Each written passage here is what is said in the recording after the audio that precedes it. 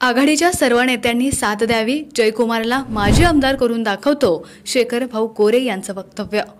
पाहुयात सविस्तर बातमी.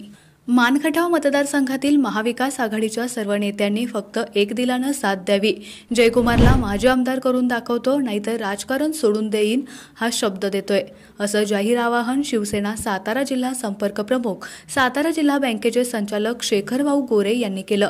शेखर गोरे म्हणाले की राज्यात महाविकास आघाडीचं सरकार येणारच, ते कोणीही थांबवू शकत नाही.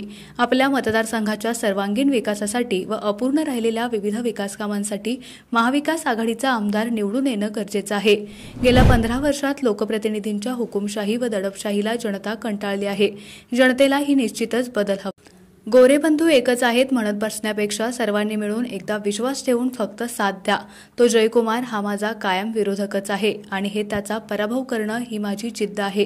जिल्हा परिषद निवडणुकीच्या वेळी आंधळी गट घेतला नाही तर राजकारण सोडून देईन असा आपण शब्द दिला होता.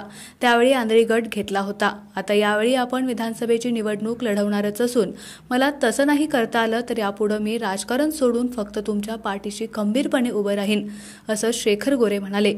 महाविकास आघाडीने 50,000 मताचं लीड दिलं असतं, परंतु लोकसभेला एवढा मोठा पैशाचा वापर करूनही अल्प मिळालेलं मताधिक्य हा भाजपच्या उमेदवाराचा नाही तर मानच्या लोकप्रतिनिधीचा पराभव आहे, असंही त्यावेळी म्हणाले.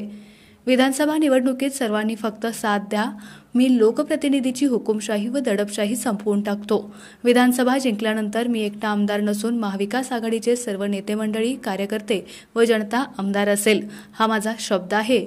मी दिलेला शब्द बदलत नाही, हा इतिहास आहे, असंही शेखर भाऊ गोरे शेवटी म्हणाले. आपला आवाज देण्यासाठी एकनाथ वाघमोडे, दैवली.